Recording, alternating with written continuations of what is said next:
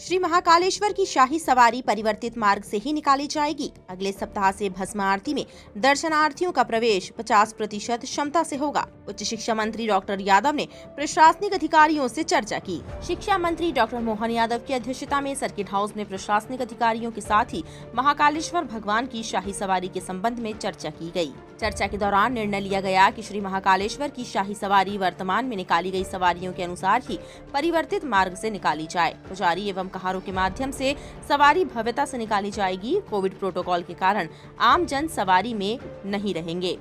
सवारी में police band अपनी सेवा देगा। अगले सप्ताह से भस्म आरती में दर्शनार्थियों को क्षमता का 50% प्रवेश दिया जाएगा। बैठक में निर्णय लिया गया कि भस्म आरती में दर्शनार्थियों का गर्भगृह एवं बंदी हॉल में प्रवेश प्रतिबंधित रहेगा। भस्म आरती में प्रवेश ऑनलाइन बुकिंग से ही रहेगा। बैठक में निर्णय लिया गया कि प्रोटोकॉल व्यवस्था से दर्शन करने वाले प्रत्येक दर्शनार्थियों को 100 रुपए की रसीद कटवानी होगी। आने वाले समय में प्रोटोकॉल व्यवस्था को और सुदृढ़ किया जाएगा।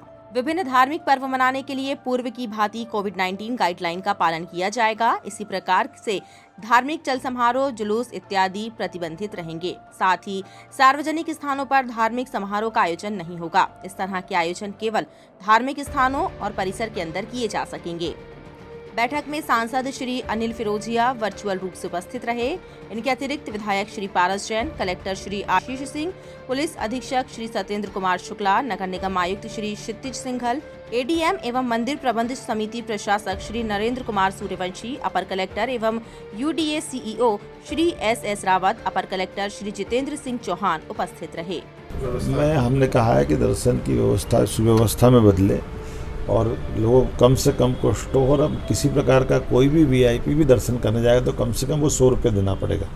बिना शुल्क दिए कोई दर्शन नहीं करेगा। पंजीयन शुल्क एक तरह से हम दान राशि के नाते से लेंगे, भेंट राशि के नाते से, लेकिन कोशिश कर रहे हैं कि आम श्रद्धालु जो दर्शन करने आता है, जो लाइन में लग के आता है, उसको कोई असुविधा नहीं हो और उसके दर्शन सामान्य तौर पर हो जाए।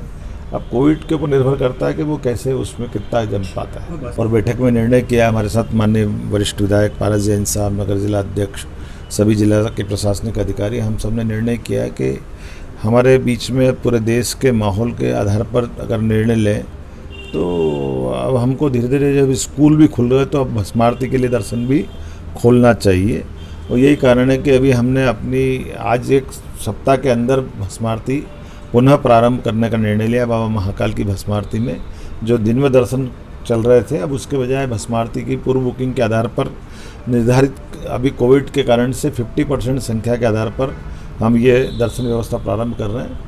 अगर अनुकूलता रही तो पुनः रिव्यू करते हुए, दोबारा विचार करते हुए उस पर आगे बढ़ेंगे। साथ ही साथ महाकाल मंदिर के विकास को लेकर के भी दोबारा हम चर्चा की है और कोशिश कर रहे हैं कि महाकाल मंदिर के आसपास में पर्याप्त पार्किंग, आवागमन की सुविधा और जन सुविधा इत्यादि सारी व्यवस्था, जिस प्रकार से महाकाल के मंदिर के आसपास लगभग नवीनीकरण के आधार पर 500 करोड़ के काम चल रहे हैं। बाबा महाकाल का मंदिर हमारे लिए एक तरह से ऐतिहासिक धरोहर है और पूरे देश नहीं विश्व की श्रद्धा का केंद्र है। ऐसे में यहाँ प्रत्येक विकास कार्य को सुव्यवस्थित, संयमित और सब प्रकार से जनता के हितों में होते हुए उसकी गरिमा का ध्यान रखते हुए हमने निर्णय किया है। और मुझे संतोष है कि हम वो सारी चीज़ करने को जा रहे हैं जिसके आधार पर उज्जैन की और कीर्ति बढ़ेगी और बाबा महाकाल पे आस्था रखने वाले लोगों के लिए वो सुविधाएं उपयोगी साबित होगी। टाइम 8 मध्य प्रदेश के लिए उज्जैन से विजेंद्र यादव की रिपोर्ट।